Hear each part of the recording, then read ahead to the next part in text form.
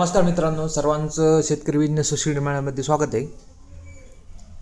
आज आपण आपल्या सोशल मीडिया फेसबुक असेल किंवा इंस्टाग्राम पेज असेल किंवा यूट्यूब असेल, त्यावर आपण अशा प्रकारे परिपूर्ण माहिती लिखित स्वरूपामध्ये टाकतो कंटेंट म्हणून. त्यासाठी शेतकरी मित्र सर्व कमेंट करतात की मला या स्वरूपामध्ये माहिती डायरी स्वरूपामध्ये किंवा PDF स्वरूपामध्ये हवी आहे. त्यासाठीच आपण आजचा हे व्हिडिओ शूट करतोय. त्यांना पण समजून जाईल कशा प्रकारे लिखित स्वरूपामध्ये माहिती आणि अशा स्वरूपाची जर माहिती हवी असेल तुम्हाला तर खाली लिंक डिस्क्रिप्शनमध्ये किंवा स्क्रीनवर नंबर दिलेला आहे, त्यावर तुम्ही कॉन्टॅक्ट किंवा व्हॉट्सअप मेसेज करून तुम्ही ही पूर्ण डायरी PDF स्वरूपामध्ये घेऊ शकतात. आता ह्या डायरीमध्ये काय काय पूर्ण माहिती तुम्हाला या आजच्या व्हिडिओमध्ये देणार आहोत. पाहू शकतात. आता सर्वांना सेंद्रिय खतं माहितीत, पण आता भरपूर शेतकरी असतील, डाळिंब उत्पादक असेल, फळबागमध्ये कोणतं पण असतील, सर्व वेगवेगळ्या पेंडीचा वापर करतात सेंद्रिय स्वरूपामध्ये खत देण्यासाठी. आता एक ग्रीन हार्वेस्ट नावाचं एक खत आहे सेंद्रिय स्वरूपामध्ये, पण त्यामध्ये अशा पेंडीचं काम आहे. त्यामध्ये दिलेले लिंबोळी पेंड, करंज पेंड, मोहा पेंड, पाम, तंबाखू, धस, सिया, साल, काजू, मॅग्नेज, आंबा, झेंडू, कुसुमकल्ली, हळद, रॉक फॉस्फेट, सिंपला पावडर, हळद पावडर. यांचं फायदे काय होणार आहे तुम्हाला जमिनी सुधारण्यासाठी करण्यासाठी, त्यानंतर जमिनीचं पोट व्यवस्थित ठेवण्यासाठी आणि pH व्यवस्थित ठेवायचं आणि काम जमिनीत हवा खेळती राहण्यासाठी. या प्रकारे जर तुम्ही ह्या पेंडी दिल्या तर या प्रकारे तुम्हाला फायदे होणार जमिनीसाठी. प्लस त्यामध्ये तुम्हाला ॲझोटोबॅक्टर आहे, ॲझोस्प्रियम आहे, रायझोबियम आहे, ॲझोटोबॅक्टर, त्यानंतर PSB, KMB या स्वरूप आहे. तशाच प्रकारे सिलिकॉनचं कार्य यामध्ये सुर्म सिलिकॉन दिलेलं आहे. पूर्ण एका पेजवर तुम्हाला माहिती PDF स्वरूपामध्ये मिळून जाईल ह्या डायरीमध्ये. त्यानंतर हे पुन्हा ऑक्झिन्स म्हणजे जिब्रालिक ॲसिड, सायटोकॅनिन याविषयी परिपूर्ण माहिती. त्यानंतर पोटॅशियम ह्युमिट म्हणजे जे ह्युमिक आहे, त्यानंतर ह्या पूर्ण माहिती दिलेली. त्यानंतर आता अन्नद्रव्य जे पिकाला लागतात, मुख्य अन्नद्रव्य, दुय्यम अन्नद्रव्य आणि मायक्रोन्यूट्रन म्हणजे सूक्ष्म अन्नद्रव्य, त्याची परिपूर्ण माहिती या दिलेली पूर्ण या डायरीमध्ये. आता NPK म्हणजे प्रमाण, किती प्रमाणात NPK द्यायचे, किती प्रमाणात मायक्रोन्यूट्रन द्यायचे आणि किती प्रमाणात सेकंडरी द्यायचे. तशाचप्रमाणे NPK मध्ये पण सर्वात जास्त पिकांना काय लागतं, नायट्रोजन 2, P1 म्हणजे 2% नायट्रोजन, 1 प्रमाणात फॉस्फरस, 4 प्रमाणात पोटॅश, अशाप्रमाणे पर्सेंटेजमध्ये दिलेले आपण परिपूर्ण यात माहिती. त्यानंतर वॉटर सोल्युबल सिलिसिक ॲसिडचं कार्य काय आहे, कशा प्रकारे काम करतं. त्यानंतर वेगवेगळे ग्रेड आहेत, त्या ग्रेडविषयी परिपूर्ण माहिती सायंटिफिक म्हणजे समजेल अशा स्वरूपामध्ये. अशा प्रकारे परिपूर्ण माहिती.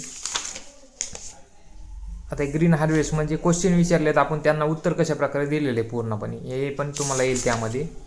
त्यानंतर जमिनीचं ऑर्गॅनिक कार्बन असेल, जीवन जमीन म्हणजे काय, सेंद्रिय खतांचा काय वापर होतो जमिनीत, या परिपूर्ण माहिती यात दिलेली आहे. आता या पेंडीचं कार्य पूर्ण प्रमाणात काय कार्य करतात हे सर्व पेंडी दिलेले आहेत, त्यावर बॅक्टेरिया असतील सगळ्या. आता पिकाला लागणारे 16 अन्नद्रव्य परिपूर्ण माहिती दिली. नैसर्गिकरित्या कोणते न्यूट्रिशन घेतं पीक, मुख्य अन्नद्रव्य कोणते, दुय्यम अन्नद्रव्य कोणते, परिपूर्ण माहिती पाहू शकतात. आता हार्मोन्स हे दिलेले तुम्हाला, GA असेल, IB असेल किंवा 6B असेल. त्यानंतर ऊसाच्या पूर्ण फवारण्या दिलेल्या आहेत यामध्ये पूर्ण, पहिली आसन, दुसरी आसन, 5 फवारण्या, आळवण्या. आता हे पॉलिफॉस्फेट फर्टिलायझर ग्रेड आहेत, याविषयी परिपूर्ण माहिती दिलेली. आता ऊस पिकाविषयी परिपूर्ण माहिती आपण स्वरूपामध्ये दिलेली. सुरेश B. माने पाटलाच आपण अटेंड केला होता लेक्चर, त्याविषयी परिपूर्ण माहिती. तुम्ही 100 ते 120 टनापर्यंत कशा प्रकारे उत्पन्न काढू शकता त्यात परिपूर्ण माहिती. अशा स्वरूपामध्ये पूर्ण माहिती दिलेली या डायरीमध्ये. तुम्हाला डायरी हवी असेल तर वर स्क्रीनवर नंबर दिलेला आहे, त्यावर तुम्ही संपर्क करू शकता. तसेच आता संत्रा पीक असेल लागवड, परिपूर्ण माहिती त्यामध्ये. अशा स्वरूपामध्ये हळदीची, बीटी कापसाविषयी परिपूर्ण लागवडीपासून हार्वेस्टिंगपर्यंत माहिती या PDF मध्ये.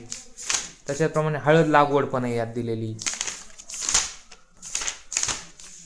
तेव्हा सोयाबीन पिकाविषयी तण नियंत्रणासाठी कोणत्या प्रकारे तणनाशक वापरलं जातं सुरुवातीपासून ते म्हणजे तण नियंत्रणासाठी परिपूर्ण माहिती यात दिलेली.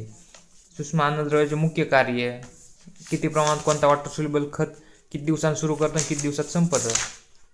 केळी पिकाविषयी माहिती, पूर्णनाशकाचे प्रमुख गट, कशासोबत कोणतं कॉम्बिनेशन वापरायचं, कॅल्शियम का पिकांना गरजेचं आहे, 05234 सोबत झिंका वापरू नये, असे कॉम्बिनेशन पूर्ण दिले. तसेच सल्फरचं महत्त्व, बारा एक्सेट आणि मॅग्नेशियम सल्फेट का मिसळू नये, अशा स्वरूपामध्ये पूर्ण माहिती दिलेली. तसेच तुमचं डाळिंब असेल, पेरू असेल, ड्रॅगन फ्रूट्स असेल किंवा कोणतंही पीक असेल याविषयी पण आपल्याकडे शेड्यूल आहे तयार केलेली.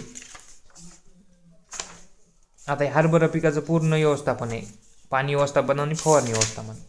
ऊस पिकाचे पूर्ण फवारणी व्यवस्थापन.